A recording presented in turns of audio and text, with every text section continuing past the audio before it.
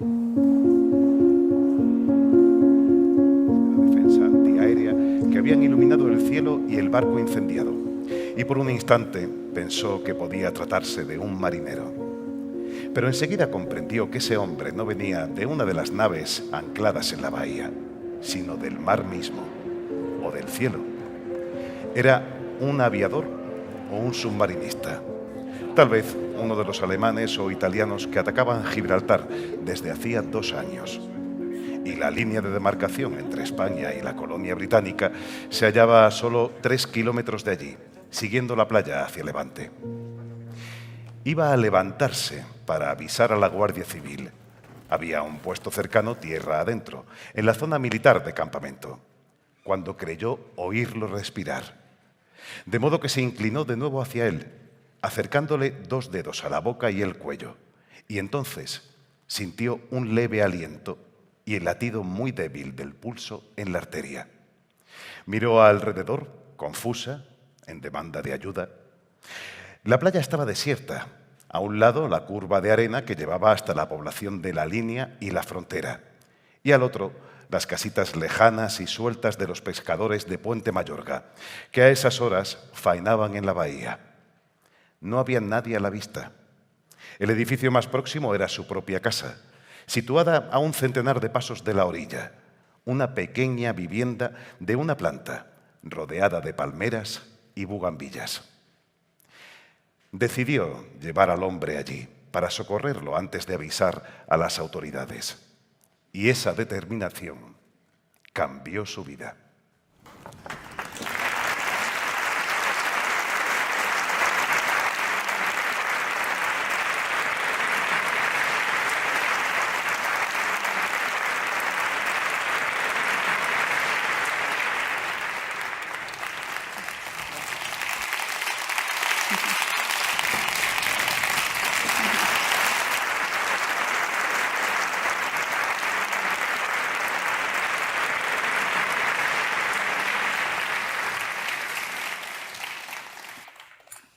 Muy buenas noches a todos. En nombre de Alfaguara les doy la más cordial bienvenida. Agradezco muchísimo al Círculo de Bellas Artes acogernos esta tarde. Arturo Pérez Reverte es el escritor vivo más leído. Su obra literaria comprende un fresco narrativo que ha recorrido la historia de España desde las hazañas del Cid Campeador hasta los grafiteros del Madrid más contemporáneo. Hace 36 años publicó su primera novela, El Húsar, y desde entonces lo ha conseguido todo con la literatura: reconocimiento, prestigio y miles de lectores en el mundo. La novela que nos reúne hoy aquí, El Italiano, sigue explorando el siglo XX. Tras las 3 entregas de Falcó y después de ese gran clásico que ya es, por derecho propio, Línea de Fuego, novela en la que narra la guerra civil, la batalla del Ebro, y que le hizo merecedor del Premio de la Crítica 2021, que publicamos hace justo un año, con enorme éxito de lectores y de crítica, Arturo Pérez Reverte regresa a un territorio que le es conocido, Gibraltar y la bahía de Algeciras. Esta zona ya fue escenario de novelas como La Carta Esférica o La Reina del Sur. El Italiano narra un episodio más bien desconocido de la Segunda Guerra Mundial.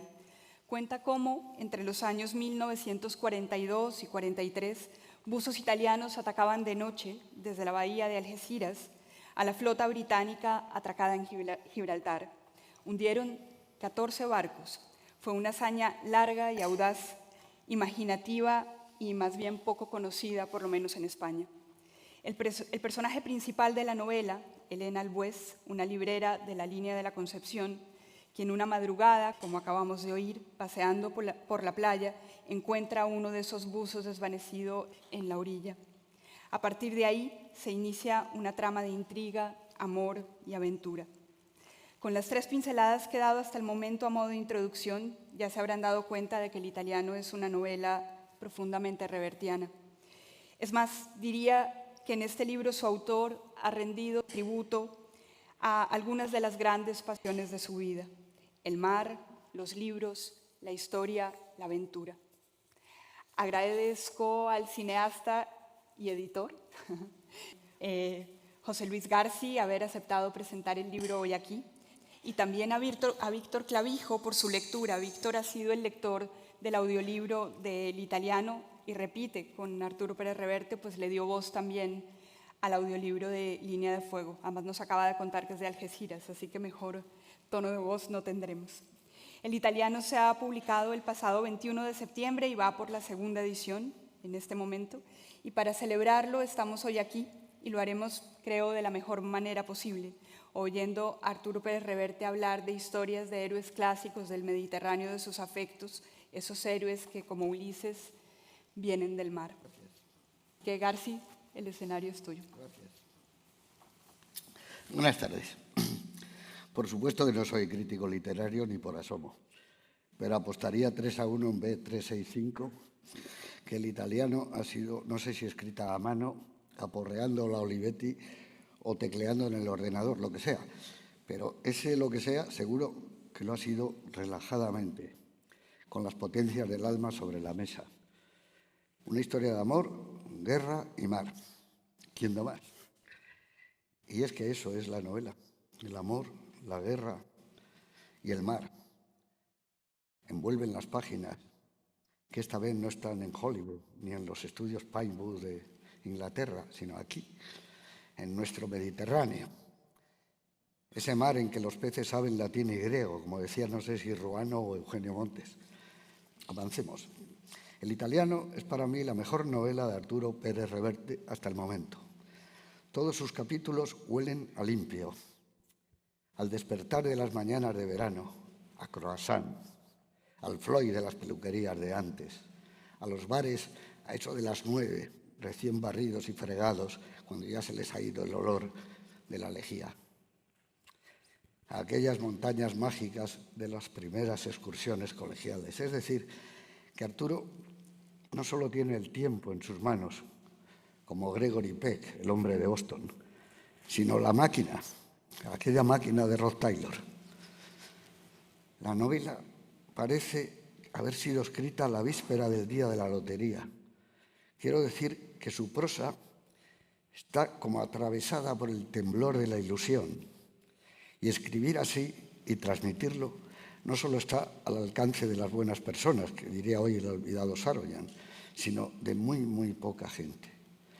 Me gusta leer a Arturo desde Territorio Comanche, libro que para mí siempre formará parte del llamado New Journalist, junto a los magníficos reportajes que hicieron Tom Wolfe, Talese o Jimmy Breslin.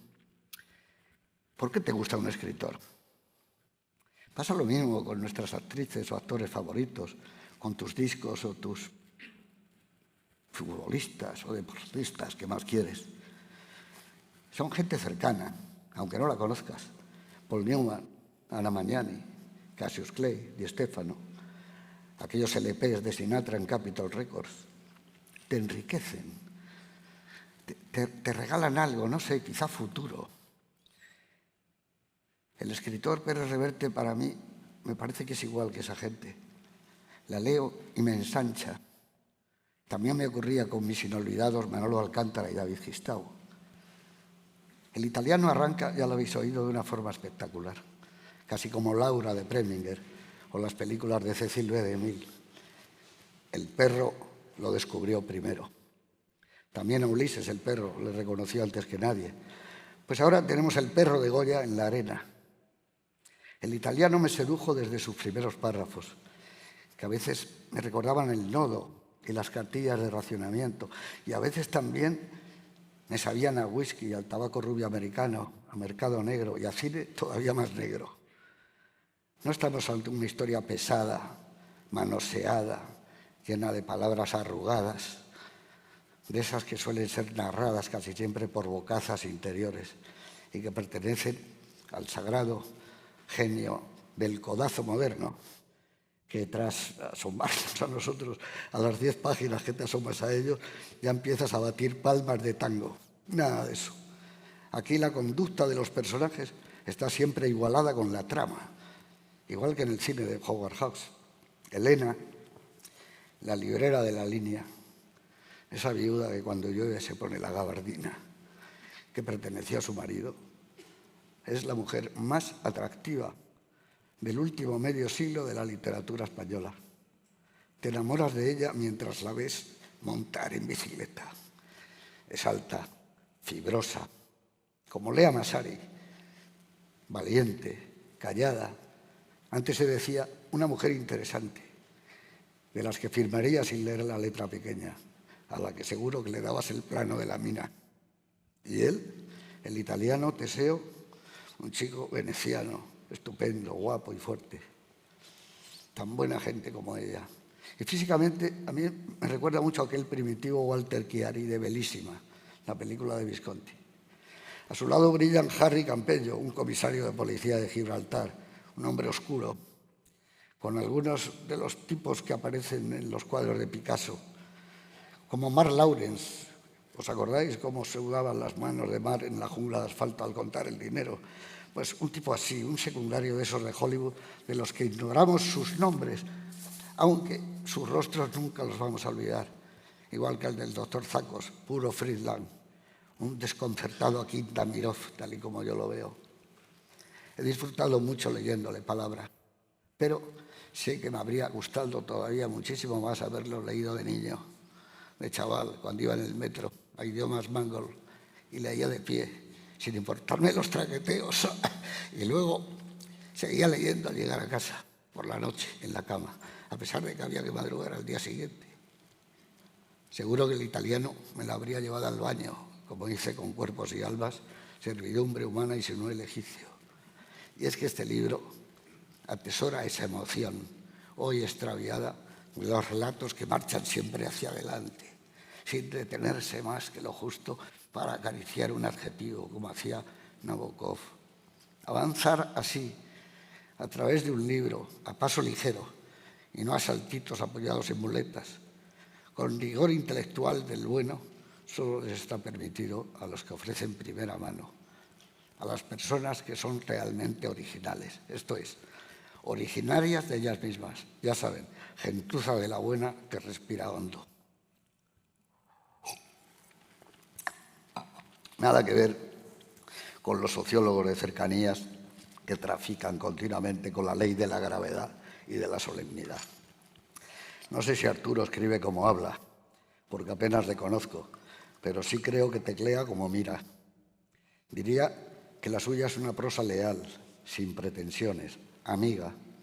Y eso que juraría que Arturo es de los pocos que se han leído la Enciclopedia Británica, como mínimo desde el volumen Mi hasta el volumen Tú.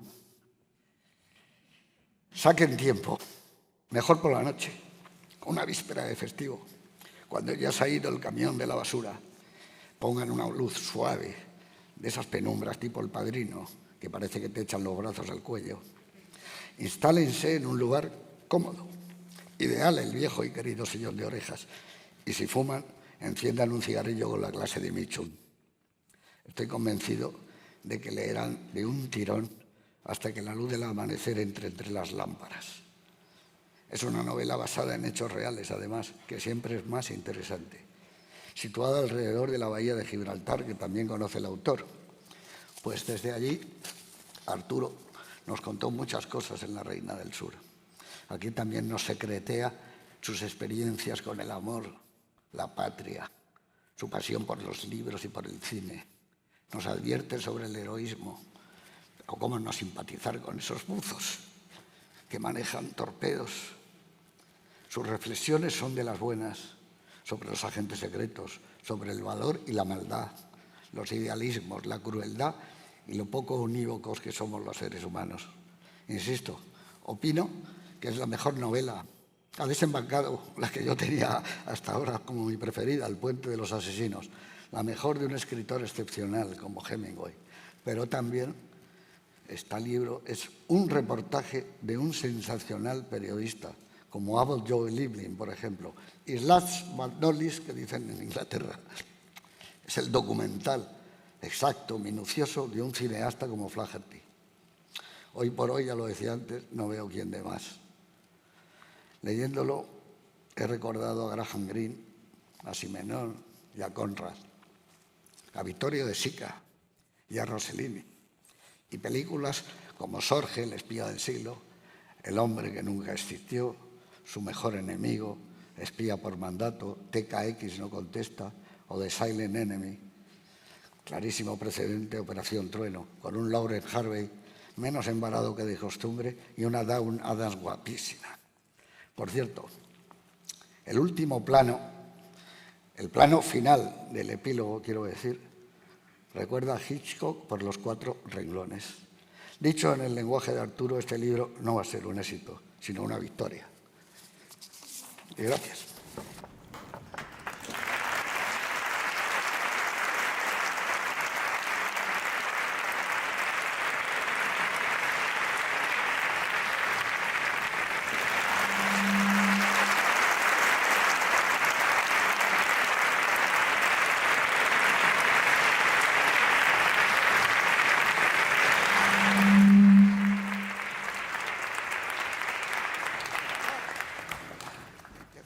Muchas gracias. Pues no sé. Pues sí. Bueno, ya que está aquí él, un escritor es lo que vive, lo que ha leído, lo que imagina, pero también es el cine que ha visto. Evidentemente, pues la perspicacia del viejo zorro de las pantallas, que es él, le ha permitido detectar con facilidad las muchas huellas cinematográficas que hay detrás de la historia. En realidad todo arranca con una película que no has citado, pero todo arranca con ella, ¿no? Lo he dicho ya, pero bueno, es interesante. Yo fui al cine con mi padre, mi padre le encantaban las películas, sus favoritas eran Un día al Bismarck, La batalla del Río de la Plata, las películas navales, U-47, Comandante Perrin, todas aquellas, ¿no? Y una película que se llama Mi mejor enemigo, de Guy Hamilton, con película divertidísima, con Alberto Sordi y con no, esa es The Silent Enemy. Yo digo Su mejor enemigo, The Two Enemy, sí. La de Guy Hamilton con Alberto Sordi y con David Niven. A salir del cine, los italianos quedan, por supuesto, patéticos, como siempre en el cine, incluso en el cine italiano. A salir del cine, mi padre me dijo, cuidado, no te equivoques. Hubo italianos muy valientes que hicieron cosas extraordinarias. Y me contó la historia de los buzos del grupo Orsa Maggiore, de la escuadrilla del último cuarto de luna que atacaban Gibraltar. Y quedó en mi cabeza, quedé asombrado con esa historia. Claro, quien ha buceado, quien ha estado bajo el mar, quien sabe lo que es bucear de noche bajo el mar, orientarse, imagina esa bahía, esos 5 kilómetros de bahía, el frío, la noche, la oscuridad, esos hombres con el agua por aquí cruzando la bahía y al final la guerra, el enemigo, la muerte. Entonces, es asombroso lo que hicieron, ¿no? Entonces, bueno, durante muchos años fui reuniendo material, iba a Italia, compraba libros, miraba cosas y fui sin tener un propósito determinado. Y un día, pues como siempre pasa, ¿no? Las novelas van contigo, te acompañan, van creciendo, germinando en tu cabeza y un día de pronto la ves. Un día de pronto hay algo, una música, una canción, una palabra, una persona, una voz que te dice clac y dispara el mecanismo. Y vi la novela, vi la historia. Entonces comprendí que había estado 40 años preparando para escribir esa novela. Y la escribí, ¿no? Pero sobre todo un homenaje a muchas cosas, ¿no? Yo siempre he dicho que mi verdadera patria es el Mediterráneo. Yo crecí en la orilla de Cartagena, donde yo de pequeño buceaba y sacábamos todavía a pulmón, sacábamos ánforas romanas del fondo. Para mí el mar fue siempre un camino, no un obstáculo, y los barcos iban y venían. Bueno, y además estudié latín y griego, con lo cual, bueno, pues tienes ahí el vínculo enseguida con, como digo, las legiones romanas, el mármol, los dioses, el aceite de oliva, las orillas de esas islas sin agua y bueno, y Italia como eje, como espina dorsal de ese mundo y de esa cultura. Entonces, bueno, pues la novela es también un homenaje a eso, ¿no? A esa patria mediterránea, a esas lecturas, a esos clásicos y a la figura, por supuesto, de Ulises, ¿no? Ese hombre que sale del agua y la mujer que ha leído libros, y eso es lo importante, ha leído, y el haber leído le ha educado la mirada. Los libros le han adiestado para reconocer al héroe. Y cuando ve aparecer al hombre en la playa, está viendo al Ulises, que vio Nausicaa, está reconociendo ese hombre cuya cara está es para llevar encima un casco de bronce. Está viendo sus lecturas, está reconociendo al personaje. Entonces es la mirada a ese soldado normal, un tipo que no lee, que no sabemos de él casi nada, que es un tipo un veneciano sencillo, un soldado que está cumpliendo su deber en la guerra, ni siquiera es un patriota, es un hombre que cumple su deber en la guerra.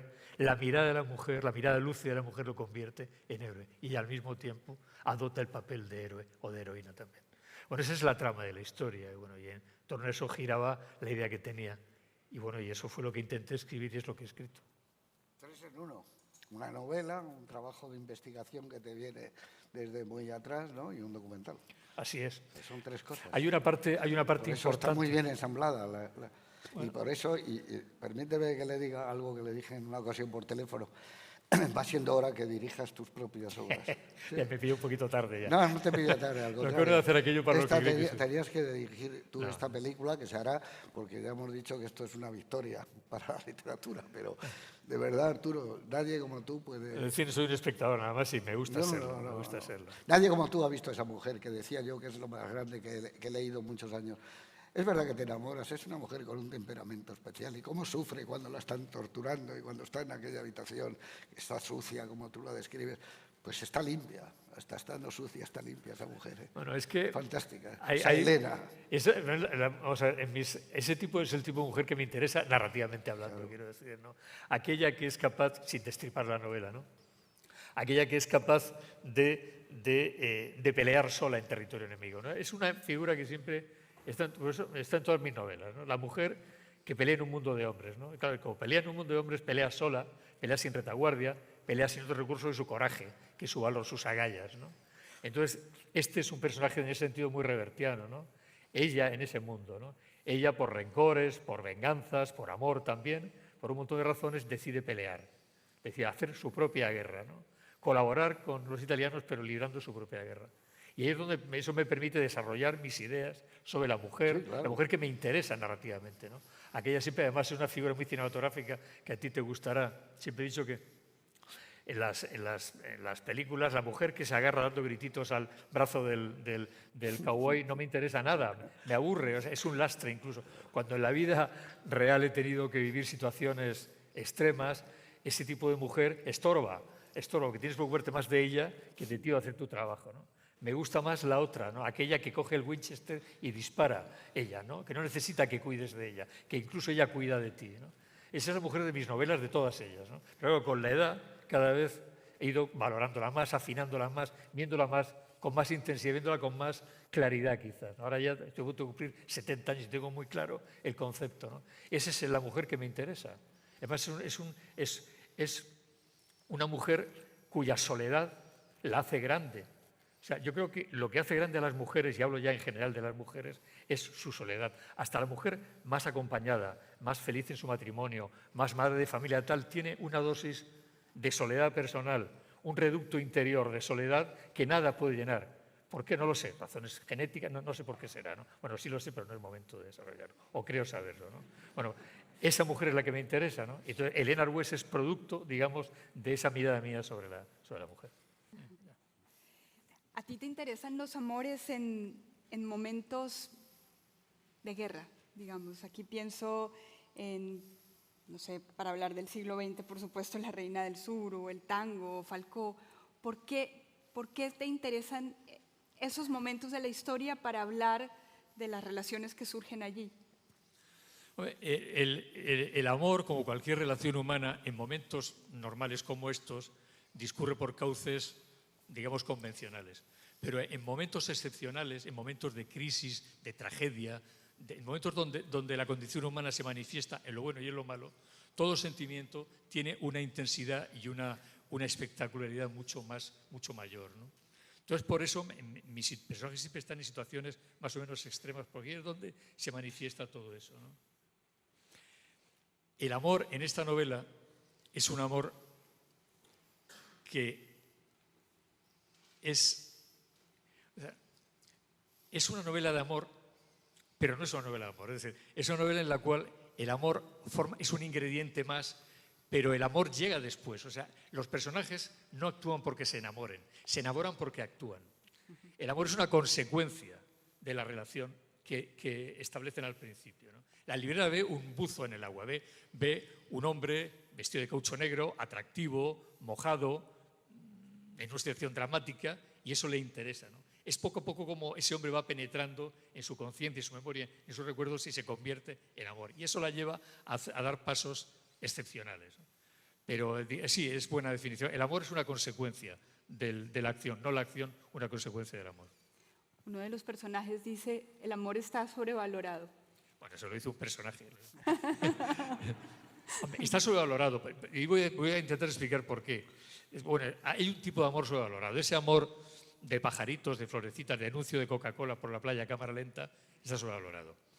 Porque, claro, la pregunta es, ¿qué pasa después, ¿no? ¿Qué pasa al día siguiente? ¿Qué pasa al mes siguiente, al año siguiente? ¿Quién traiciona primero? ¿Quién enferma primero? ¿Quién se fatiga primero? ¿Quién se cansa? ¿Quién introduce el hastío primero, ¿no? ¿Qué ocurre con el amor cuando han pasado 30, 20? ¿Qué sustituye al amor en una pareja que permanece junto durante 40 años? Eso es ¿Qué pasa cuando el héroe atractivo, joven y guapo, como ocurre, por ejemplo, en mi novela El asedio, termina siendo un despojo humano mutilado en una playa y la mujer que lo amaba lo ve así? ¿Lo ama lo mismo ese hombre que ya no es el hombre apuesto de ojos verdes que te hacía temblar las piernas, esa piltrafa humana que por ti ha terminado siendo eso? Lo merece quizá, pero te inspira el mismo amor que cuando lo oías caminar fuerte por la calle, tocar tu reja silbando, como dice la copla. Bueno, todas esas cosas me interesan mucho. Entonces, las situaciones extremas permiten plantear con más rapidez temporal, con más intensidad, ese tipo de conflictos y de variaciones. En este caso, además, decides contar la historia muchos años después. ¿Por qué esa elección? ¿Por qué los dos planos temporales aquí? Bueno, he dicho muchas veces que una novela, como una película, es un artefacto narrativo, es un desafío técnico para decir que, o sea, como decía Chandler, ¿no? Bueno, pues un escritor no tiene más que sus agallas, es decir, tiene que convencer al lector de que lo siga, que lo siga hasta el final y que pague por el libro, ¿no? Entonces, bueno, pues es eso, uno tiene que intentar seducir al lector para que éste siga la historia hasta el final, resolverle un problema narrativo de una manera eficaz. Entonces, un autor, cineasta, escritor o lo que sea, lo que hace es que plantea una estrategia narrativa, hecha de tácticas narrativas, ¿no? Entonces, cada novela requiere un tratamiento diferente, cada novela exige un lenguaje, unos personajes, un estilo, un tono, un punto de vista distinto. Entonces, en este caso, pensé que a la hora de contar una historia compleja, históricamente muy compleja, el meter 3 espacios temporales, es decir, el pasado, el presente y el futuro, digamos, me permitía jugar con más facilidad, saltar, me permitía ahorrarme momentos, intensificar otros, resumir otros, jugaba mejor con todo ello. Así que decidí darle la forma de ser un falso narrador, porque en realidad el narrador que se supone que soy yo, no soy yo, es una falsa autoficción. Un narrador que va contando y permite ir y venir del pasado al presente y al futuro. Bueno, pero eso no son más que trucos narrativos, que intento que sean nobles, pero son trucos del oficio, que cuando llevas los años que lleva José Luis con él en su oficio o yo en el mío, pues al final, por muy bobo que seas, siempre terminas aprendiendo los trucos básicos del trabajo, de tu profesión. A mí me ha gustado muchísimo la pintura de un tiempo, de una época. Cuando ella va a Málaga a ver a su padre, que es uno de los mejores momentos del libro. Yo no he estado, ni lo he vivido, pero me imagino esa Málaga de posguerra, con menos luces, en la calle Larios.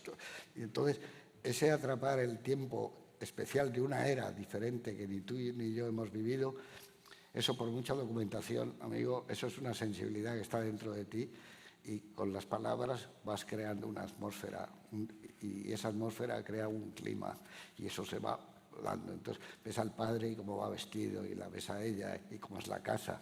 Todo eso es lo que hace que la literatura a veces supere al cine, porque te lo estás imaginando. Bueno, no supera, no. Debo decirte una cosa, decirte que para eso el cine es muy importante. O sea, si yo, cuando me planteo una novela histórica, como la de Falcó, como esta, lo que transcurre en esa época, la cosa es que me empapo bien del cine.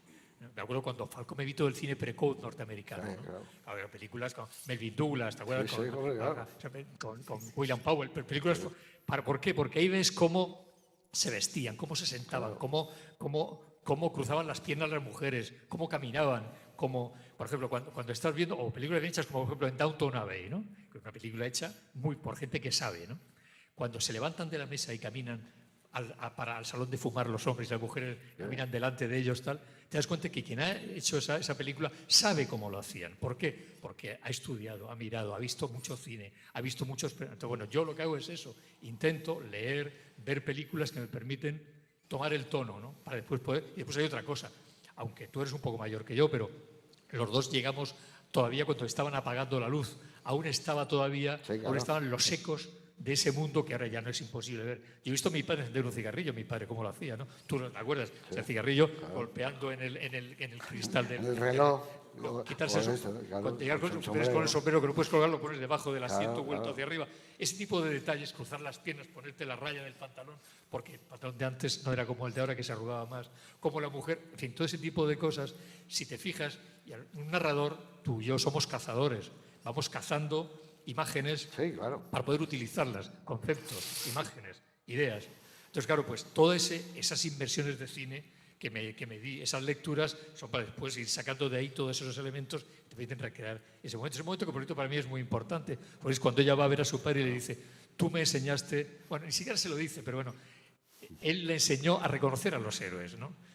Y gracias a ese padre que es un hombre miserable, sí, acabado, cobarde, incluso no tal, pero le enseñó, lo cual demuestra otra cosa, no hace falta que el maestro sea heroico, claro, basta claro, que el material que el maestro te transmite. Por eso digo yo que tú nos adviertes sobre el heroísmo, nos adviertes, ojo, aunque yo siento, como te decía, una enorme simpatía y atracción por esos buzos humanos que se van con los torpedos, joder, porque, claro... Pero fíjate que algunos eran fascistas, bueno, y ese es otro desafío. Ya no son fascistas debajo del agua. Eso es.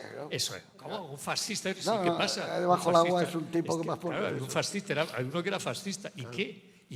Y es que eso nos lleva a otro punto muy interesante sobre el héroe, que es que estamos acostumbrados, sobre todo en los últimos tiempos, y en España especialmente, a hablar del héroe como héroe de aquí o de allí, ¿no? Nuestros héroes, los nuestros, tienen todas las virtudes, pero los héroes del enemigo no tienen ninguna virtud, todos son defectos, ¿no? No reconocemos jamás en el enemigo, en el adversario, nunca reconocemos una virtud, ¿no? Eso últimamente es muy español, especialmente español.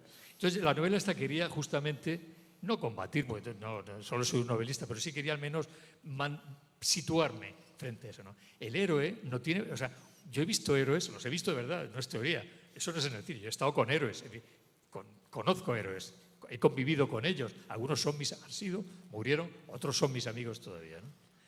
Aquí hay algún héroe todavía en esta habitación, en esta sala. Bueno, y entonces yo sé que el héroe puede serlo a lo mejor durante 5 minutos en toda su vida. O sea, ese hombre que es, a lo mejor, imagínate, un hombre miserable, cobarde, que maltrata a su mujer, que, no sé, que egoísta, mezquino, tal, vil, tal, y de pronto va por la calle y hay una casa que está ardiendo.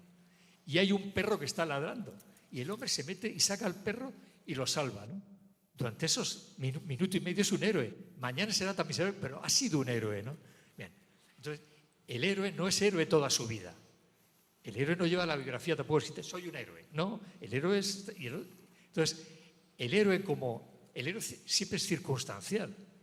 ¿Qué pasa con el héroe cuando envejece? Cuando se enferma, cuando la mujer o el marido o lo que sea, ¿qué pasa con ellos cuando las cosas se le tuercen? El héroe puede ser vil. Yo he visto en el mismo día, lo he dicho alguna vez, a gente hacer cosas heroicas por la mañana y viles por la tarde. Yo he visto a chicos de 18 años, y lo he contado ya, no os digo ningún secreto ahora, pelear heroicamente cruzando calles bajo el fuego enemigo en Eritrea, en Tesenei, en el año 77, y por la noche violar mujeres. Lo he visto, no es teoría. Los mismos, ¿no? Entonces, claro, ya no es héroe porque violas, eres héroe. O sea, es muy complejo, el ser humano es muy complejo. Entonces, bueno, plantear al ser humano, al héroe, en su complejidad, en sus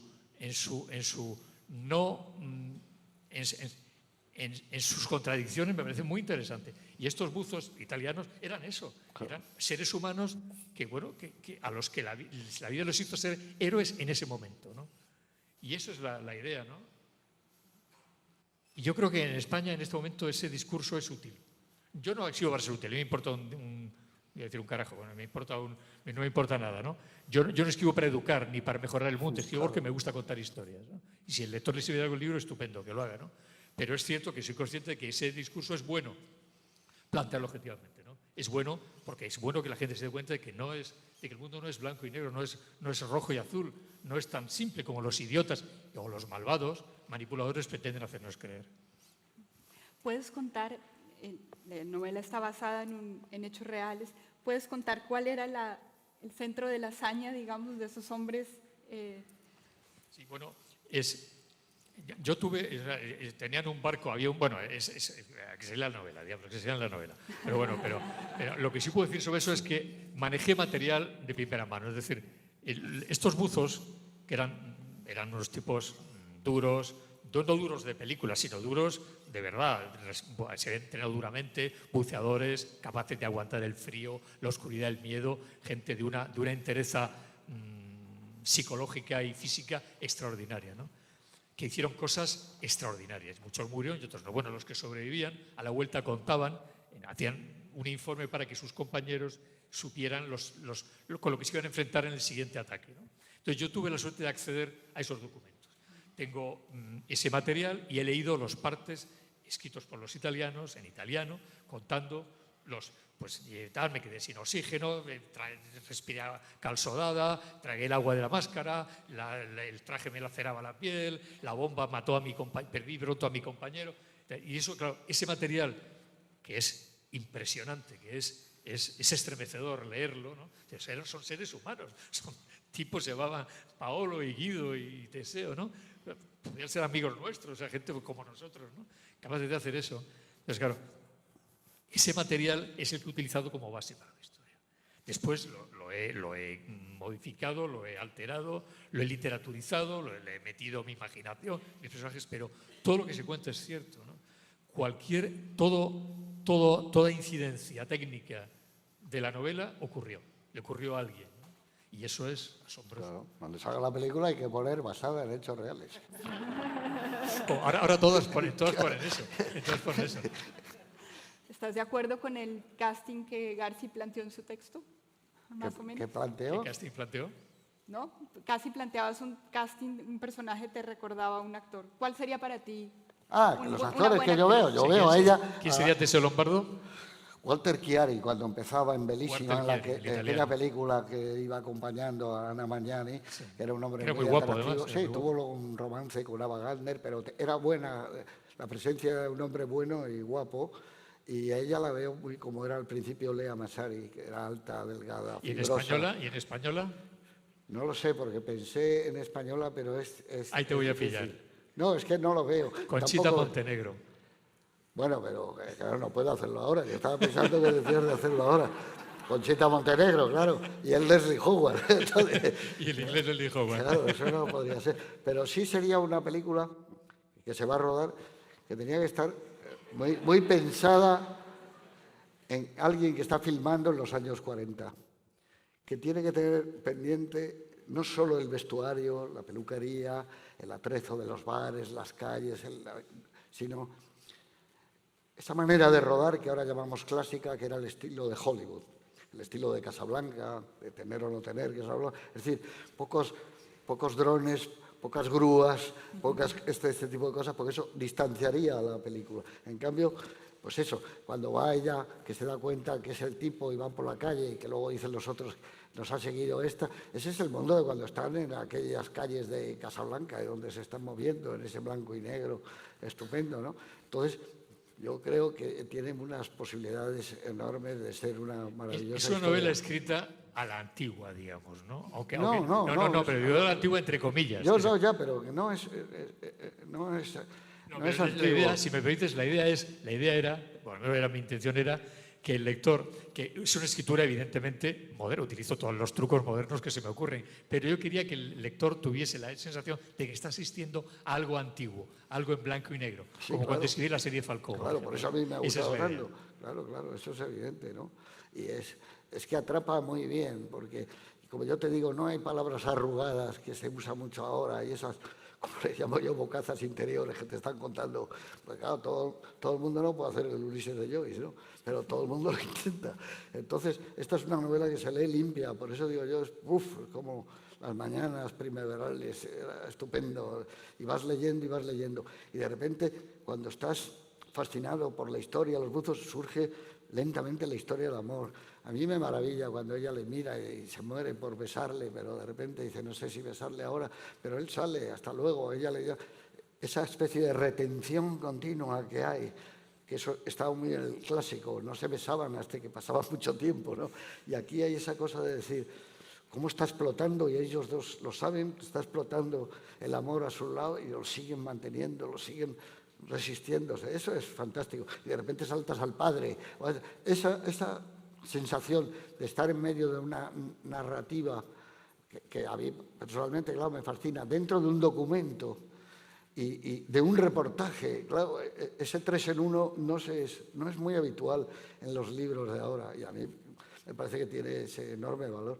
Y leyéndolo, la parte de reportaje, te diría que de la misma manera que Tom Wolfe hizo aquel maravilloso trabajo sobre la revista New Yorker, que levantó ampollas en todos los que decía, yo creo que tú eres hoy por hoy la única persona capacitada en España para hacer un reportaje sobre el diario Pueblo. El diario Pueblo, en aquella época que tú le conociste, pero más allá de que la gente tuviera en el cajón la botella de Güejes, jugar a las cartas, el humo, el tabaco, no, es que ahí estaban desde Raúl del Pozo, García, ese mundo que salía a las 3 de la tarde por la calle Narváez 70, que es donde estaba aquel diario Pueblo, en aquellas camionetas, y un tipo especial que era aquel director que tenía ideología, que era no tener ideología, pero tenía una ideología que era Emilio Romero, que le daba lo mismo todo.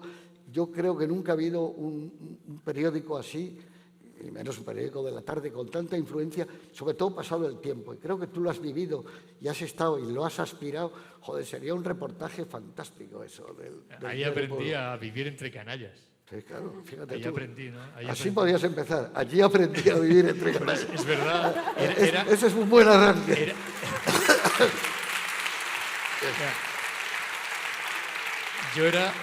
Yo había sido educado para ser un caballero, ¿no? Teóricamente, ¿no? Yo no decía ni córcholis. Y el día que llegué al diario Pueblo, el día que entro por la puerta con 21 años, oigo que le dice Manolo Marlasca a Raúl Cancio: ¿ya has conocido a tu padre? Y dice el otro, sí, estaba en la cama con tu madre. Esa fue mi primera entrada, ¿no? Y después, Marlasca, que era bajito, y el otro grande. Y al rato yo llego, me siento y veo, había un abogado que se llamaba Alfaro, que era, le llamamos el pequeño letrado. Entonces Raúl Cancio, que estaba como una cabra, era un tío, fotógrafo extraordinario, y todavía es un tipo estupendo. Veo, y discúlpenme, pero es que la historia es revelado de lo que era el diario Pueblo. Está el abogado que era el que leía nuestros textos allí para ver si metíamos la pata en algo tal y para que no tuviéramos una querella, ¿no? Entonces, el día que entra a trabajar se acerca Raúl Cancio, se acerca a él y dice, perdón, ¿es usted el abogado de la casa? Dice, sí, señor, quiero hacer una consulta, dígame.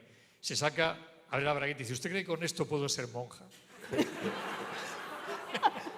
Eso fue mi entrada en el diario. O sea, así, claro, y al final salí siendo pues lo que soy, ¿no? Reportero de guerra. Aprendí sobre todo una cosa, que es que el canalla es mucho más interesante que el bondadoso. El bondadoso, el bueno te enseña bondad, que está muy bien, pero el canalla te enseña la vida, ¿no? Te enseña todos los ángulos oscuros, los callejones. Y yo en esos 12 años en Pueblo fue donde realmente me hice como periodista, como ser humano, y donde se me afinó la mirada y donde además me acostumbré a convivir.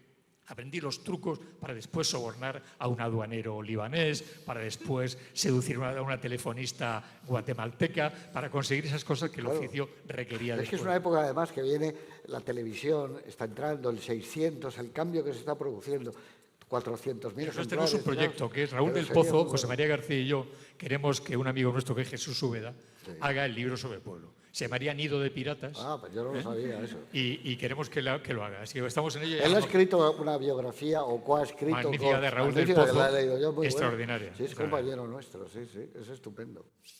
Yo tengo aquí el cometido de traerlos al tema de la novela. Ya pronto tenemos que terminar, pero hay algo, Arturo, que en el libro creo que es fascinante. Lo decías al principio, la mirada de ella es la que construye al héroe. Ella digamos, ha formado su mirada gracias a su lectura de los clásicos, de Homero, de Virgilio. Hay un momento donde dice al padre, me enseñaste a conocer a los héroes y amarlos. Hace un momento, cuando íbamos a entrar aquí, Garci le dice, la vejez es una mierda, y Arturo le dice, no, si has leído a Séneca, no. ¿Por qué hay que leer a los clásicos? Pues vamos a lo de si es lo mismo todo. Es decir, mira, ahora estaba mirando estos días lo del volcán de Canarias, ¿no? El horror y el dolor y la desgracia y cómo la gente.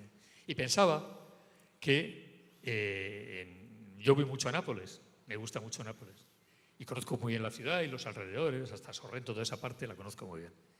Y el Vesubio, donde la última erupción gorda fue en el año 45, 44, pues no me acuerdo, 40 y tanto, no me acuerdo cuándo fue, está lleno de casas hasta arriba, hasta el cráter casi. Y un día ocurrirá también allí. Entonces, el mundo no es más que el resultado de una geometría perversa que se llama cosmos, que se llama naturaleza. Y el mundo de vez en cuando sacude como un latigazo, un zapatazo sobre las hormigas, con una guerra, un tsunami, una erupción, una desgracia, un terremoto, un avión que se cae, unas torres gemelas, lo que sea, ¿no? Entonces, quien ha leído, quien tiene una biblioteca mental adecuada, ese es el privilegio de los lectores, tiene mecanismos que no solucionan el problema, no impiden la erupción, ni la guerra, ni el tsunami, ni el asesinato, ni el crimen, ni la violación, pero te permiten al menos comprender que eso forma parte de las causas generales, de la geometría general de un cosmos que no tiene sentimientos, que es muy hijo de puta. Sobre eso hay una novela que se llama El pintor de batallas y quien quiera puede ampliar ahí conocimientos. Bueno, entonces, ¿qué pasa? Que son los libros, como siempre digo, no son analgésicos, no ayudan, no quitan el dolor, pero ayudan a soportar el dolor, ayudan a soportarlo.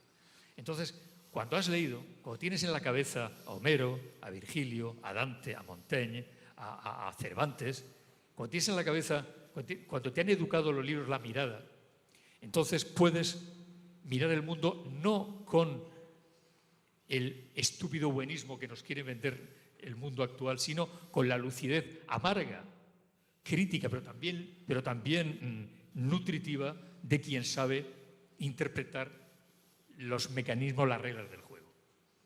Séneca, te decía yo que para hombres de nuestra edad, Séneca, sus cartas a Lucilio, su estoicismo sublime, su resignación noble, su manera nobilísima de afrontar el dolor, la vejez, la muerte, la decadencia, el horror, y de hecho además Séneca al final terminó siendo él también parte de ese mecanismo, como todos lo vamos a ser de una u otra forma, son útiles, son libros que te ayudan a vivir y a envejecer y te ayudan a morir.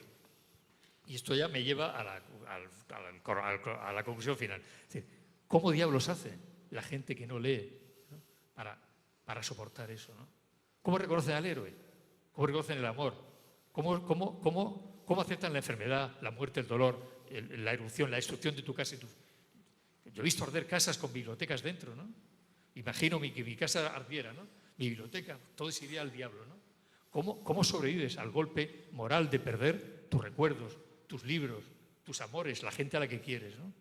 Solo los libros, solo ellos permiten, insisto, no van a revolverte la biblioteca, ni la familia, ni la persona amada, ni la juventud, pero te van a dar el consuelo de poder interpretar, de poder saber que eso forma parte de las reglas de un mundo en el cual estás, que no eres tan importante, que al fin y al cabo somos hormiguitas bajo la bota implacable de un Dios, que al fin y al cabo estamos aquí para un ratito y después nos vamos a ir, ¿no? Y bueno, y asumir ese hecho, gracias a los libros, es un privilegio. Por eso me da mucha pena los que no leen, no porque sean analfabetos, no, eso ya cada uno que sea lo que quiera, sino porque se privan, o los privan, quienes los privan de los libros, del mecanismo para comprender y para asumir. Por eso le decía antes a José Luis, cuando antes de aquí, que Séneca, a nuestra edad, es perfecto como lectura. Perfecto. Séneca hay otro. ¿Y un clásico a la hora de enamorarse? Bueno, pues mira, pues hay muchos, ¿no? Me has pillado así Pues mira, hay una novela, hay un clásico que sí podría valer, que es una novela mía. El Club Dumas. El Club Dumas, porque en el Club Dumas Eso evidentemente, pero no tanto. En el Club Dumas, Lucas Corso, el cazador de libros, se enamora del diablo. Y lo acepta como diablo, ¿no? Sabe que es el diablo. Y el diablo puede ser hermoso. El diablo puede ser bello. El diablo puede ser atractivo. Puede ser seductor. Todo depende de la mirada con la que, y vamos siempre a la mirada, ¿no? Con la que lo identifiques, ¿no? Esa historia de amor entre el diablo y el personaje, que a su vez tomo, inspiro, se apoya en El diablo enamorado de Jacques Cassot, ¿no? Es una historia de amor que me gusta mucho. Yo estoy muy orgulloso de la historia de amor del Club Dumas. Esa jovencita de pelo corto en la que Lucas Corso encuentra al diablo, ¿no? Y se enamora de él. Hay muchos libros de amor. Pero recordando siempre una cosa importante, que es que eso, ¿qué pasa tras el beso final en José Luis? ¿Qué ocurre después? Como decía Benedetti, ¿quién en el beso termina el beso? Exactamente. ¿Qué pasa 20 años después? Sí, pero de eso de besos el que sabía era Hitchcock. Los besos de Hitchcock son los de mayor alta precisión que se hayan filmado. Ya querría Klim y todos estos, lo de los besos, no.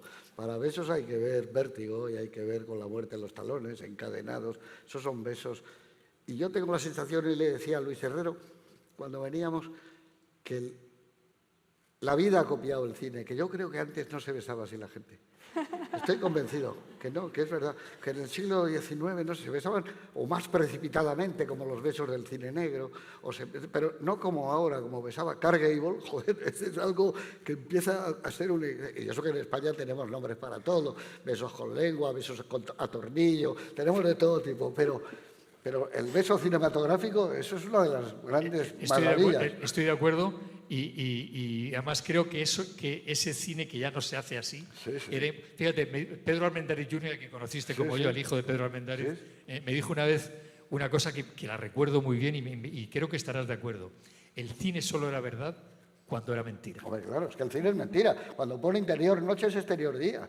Cuando está rodado, es que eso ya se sabe, ¿no? Pero quiero hacer solo una pregunta, no de la literatura, para no ponerte en compromiso. Ya, como hace seña de que acabamos. Está ardiendo una filmoteca. Solo puede salvar o Lo que el viento se llevó o Ciudadano Kane. Cabrón, Lo que el viento ¿Cuál se llevó. sacarías? Lo que el viento se llevó. Yo también. Y te digo una cosa, y ya me tengo que sacar una película y salvo Río Bravo. Sí, yo lo he metido entre mis famosas de siempre, Río Bravo. Porque es todo, es una comedia, es un western, es una historia de amor, es una historia de amistad, está todo metido. Bueno, y ustedes saben, los que no saben se lo contamos, que tanto José Luis desde su altura como yo desde mi bajura de espectador somos unos para nosotros el cine es John Ford. Claro. La trilogía, y somos unos... Yo he llegado todavía, a la edad que tengo y con la mili que llevo, todavía me emociono viendo escenas de John Ford. Hay una escena, es en la que es en color, la Legión Invencible, ¿no? Sí. Cuando están combatiendo en el río y los dejan una unidad, un grupo que proteja la retirada y estos de aquí, o sea, se van todos para llevar a las mujeres y los niños y oyen que disparan a lo lejos, ¿no? Y todos los soldados van volviendo la cabeza. Fíjate, ahí Ford... van volviendo la cabeza todos porque han dejado a sus compañeros detrás, ¿no? Eso cuando entierran al general confederado con la bandera tal, o cuando le dan el reloj. ¿Te acuerdas? Cuando le dan el reloj, se levanta el caballo y vuelve a pasar. Y esa escena formidable cuando llega el sargento herido y le dice: estuve en el sitio de reunión, mi capitán, y usted no estaba. ¿Te acuerdas, no? Es que el cine era un problema, es la única religión a la que hemos sido fieles. O sea, creer lo que salía o no salía por el proyector. Era vida, se creía de verdad. Mira, voy a contar una anécdota y además el personaje existe y es amigo nuestro, Pepe Sacristán. Lo creía tanto cuando era un chaval que en una película de esas fantasías orientales estaban torturando a Sabú, metiéndole hierros candentes y tal, y se desmayó Pepe. Y hubo que sacarlo del cine, el padre y la madre lo tuvieron que sacar. Eso era creerse que el cine era otra vida. A mí todavía se me mojan los ojos, ¿sabéis con qué escena? ¿No eran imprescindibles con Hombre, la escena, claro. con la escena final? Fíjate. Con la escena No has final, dicho ¿no? nada. Cuando miran el avión que pasa. Y además, They were expendable. y sé que es mentira, sé que es sí. propaganda, sé que Ay, Ford está jugando sucio. claro. Lo sé. El hijo de puta nos está tangando. Sí, Lo sé. Y sin embargo, pasa el avión, mira Warbond y hacia arriba. sí. Y me pongo a llorar como un gilipollas. Sí, o sea, sí. eso es el cine, ¿no? Eso es el Eso cine, es el cine. eso es el cine. Yo acabo de saber que este espacio, gracias a Garci, era el Palacio del Cine. Esto era el Palacio del Cine, claro, se subía el ascensor. Y ya ven la maravilla que es oír a gente apasionada. Creo que El Italiano es eso, es finalmente una novela de amor por los libros, porque así no haya ninguna erudición explícita en el libro, está lleno de citas, de frases metidas dentro del texto que son en realidad citas de otros libros, alusiones a otros libros. Es en realidad, como hemos oído, una puerta de entrada a películas, libros y la pasión por un mar. Para terminar, le voy a volver a dar... Y por los hombres y mujeres valientes, que Por sobre los todo. hombres y mujeres valientes. Eso también me emociona mucho. El valor todavía me sigue emocionando. Incluso ahora, ¿no? O sea, los hombres y mujeres valientes, la gente valiente, la gente capaz de ser valiente, de dar ese paso, todavía me sigue conmoviendo, todavía. Voy a darle la voz a Víctor y con esto vamos a cerrar.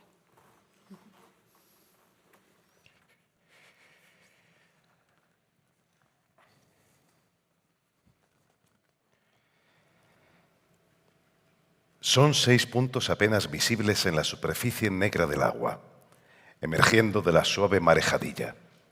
6 cabezas de hombres con máscaras de caucho que miran hacia la roca enorme, sin una sola luz, que la claridad tenue de una rendija de luna, casi apagada entre las estrellas que cuajan el firmamento, perfila a 1 milla de distancia, cercando la bahía por el lado oriental.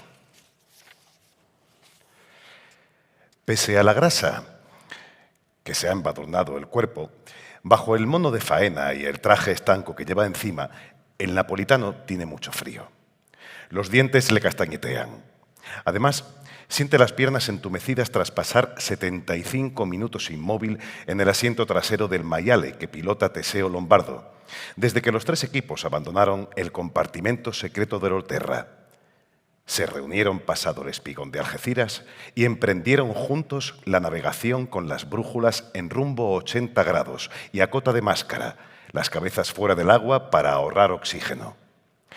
Como la unidad que manejan el subteniente Arena y el suboficial Cadorna tiene problemas en la propulsión eléctrica y desarrolla menos velocidad, los demás han tenido que avanzar adaptándose a su marcha, a menos de 2 nudos, unos a la vista de otros. Por suerte, solo tuvieron que sumergirse en el último tramo, al acercarse a unos pesqueros españoles que faenaban con las luces encendidas y que ahora, al emerger de nuevo, quedan atrás y por la aleta de estribor, a 3 o 4 cables de distancia. Delante de Squarcialupo, Teseo Lombardo también se ha quitado la máscara. La luz de las estrellas resbala en ínfimos reflejos por las hebras cortas de su pelo mojado. «¿Todo bien, Jenna? ¿Todo bien?» Incorporándose sobre los apoyapiés para estirar las piernas, Squarcialupo mira el reloj fluorescente que lleva en la muñeca izquierda. Junto al profundímetro pasan 40 minutos de la medianoche. Tras comprobarlo, apoya una mano en el hombro de su compañero y echa un vistazo sobre este al cuadro de mandos, sumergido a flor de agua. Junto a la palanca de profundidad y la ruedecilla de rumbo se aprecia la suave luminosidad del compás. «Ya casi estamos, hermano». «Sí». El frío les hace temblar la voz. Squarcialupo se sienta y, asido al guardamanos, revisa el funcionamiento de las bombonas de oxígeno gemelas que lleva sujetas al autorrespirador, delante del estómago. La pinza de la nariz le incomoda. Se la quita un momento y se la vuelve a poner.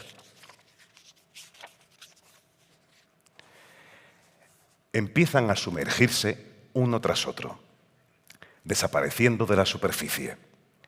Squarcialupo se ajusta de nuevo la máscara, lleva los dedos al lado derecho de la boquilla y abre la llave del oxígeno. El agua fría le cubre la cabeza. Desaparecen las estrellas y el mundo se convierte en una esfera húmeda y negra capaz de albergar toda clase de horrores. Una especie de muerte temporal o prematura, donde la única referencia es la aguja luminosa de la brújula que señala el rumbo al extremo del cual acecha cada destino. Al cabo de un rato, por encima del leve zumbido del motor que vibra entre sus piernas y de la hélice que bate el agua a su espalda, el napolitano empieza a oír sonidos espaciados, secos, sordos, sintiendo cómo el mar transmite desde muy lejos una vibración que se siente más en el pecho y el vientre que en los tímpanos. Y en el acto adivina lo que son: cargas de profundidad que las lanchas de vigilancia inglesas hacen estallar junto al puerto. Las mismas que mataron a Ettore Longo durante el último ataque y que también pueden matarlos a él y a Lombardo cuando estén más cerca. Para asegurarse de que su compañero las percibe, Squarcialupo toca 2 veces la espalda cubierta de goma que tiene delante y nota que Lombardo asiente en la oscuridad.